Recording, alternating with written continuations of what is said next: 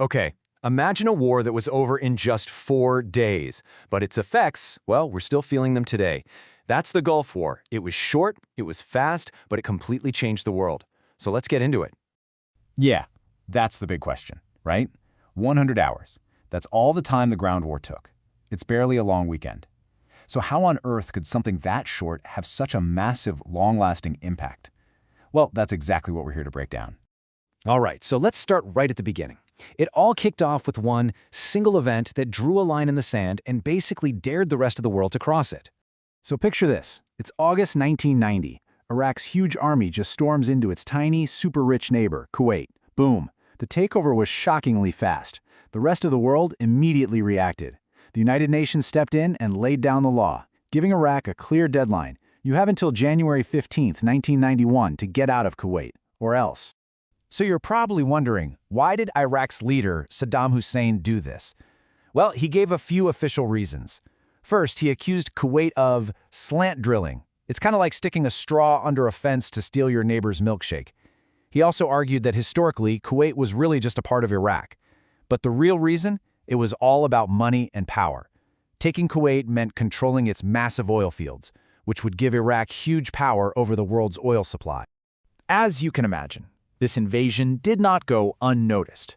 The world didn't just sit back and watch. It acted, which leads us to our next section. The world gathers. To stand up to Iraq, this massive international coalition was formed. Now, that's a key word here. A coalition is just a temporary team. In this case, it was a team of countries all working together for one single goal: force Iraq to leave Kuwait. And when I say team, I mean a big team. We're talking more than 30 countries. Just think about that. Over 30 nations from all across the globe joined forces, sending troops, ships, planes, you name it. It was a truly massive global response. This first phase of the buildup had a really fitting name: Operation Desert Shield. See, the big worry was that after grabbing Kuwait, Iraq would just keep going right into Saudi Arabia, another huge oil producer.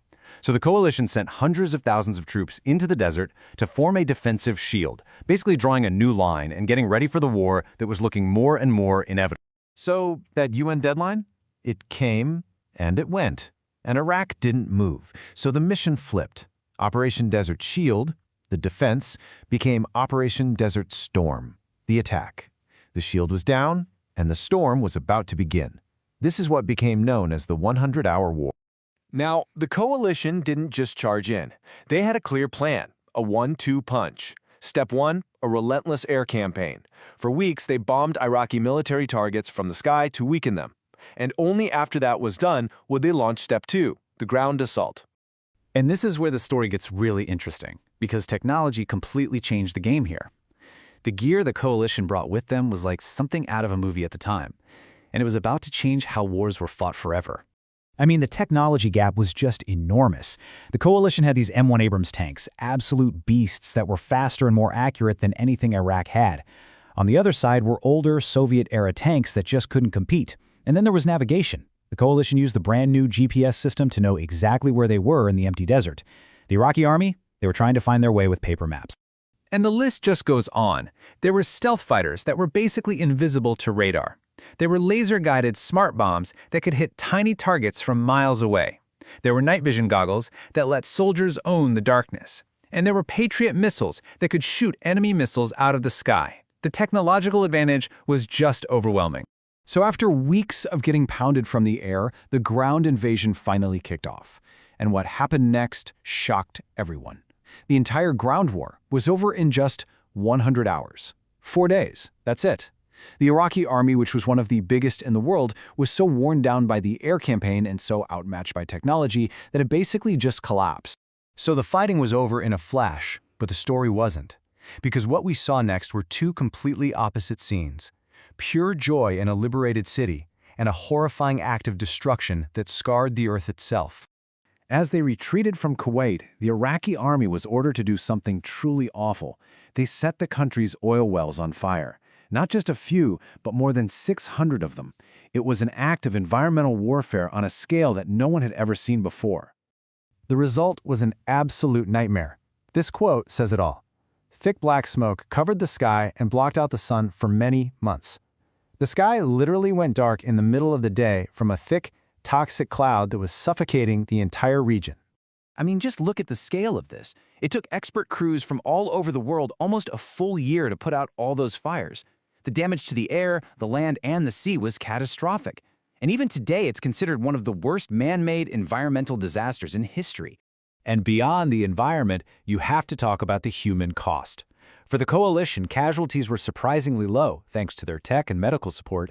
But for Iraq, the losses were devastating, both for the military and civilians, and millions of people were forced to flee their homes.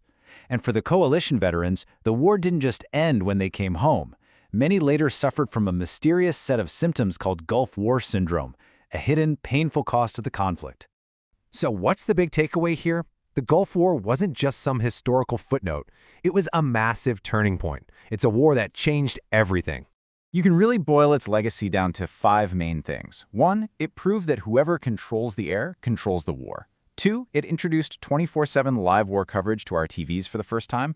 3, it made things like smart bombs household names. 4, it kicked off a lasting American military presence in the Middle East that continues to this day. And 5, it was a terrifying wake-up call about the environmental damage a modern war could cause. The war ended with something called a ceasefire. Now, it's important to know that's not a peace treaty. It's more like an official timeout where everyone agrees to stop shooting. As part of the deal, Iraq had to agree to the UN's terms, like finally recognizing Kuwait as its own country and promising to destroy its most dangerous weapons. And that leaves us with one final big question to think about. The Gulf War is remembered as a quick, decisive, high-tech victory. But when you factor in the mysterious health problems, the environmental catastrophe, and the long-term instability it created, it makes you wonder, what are the hidden costs that stick around long after a swift military victory is won?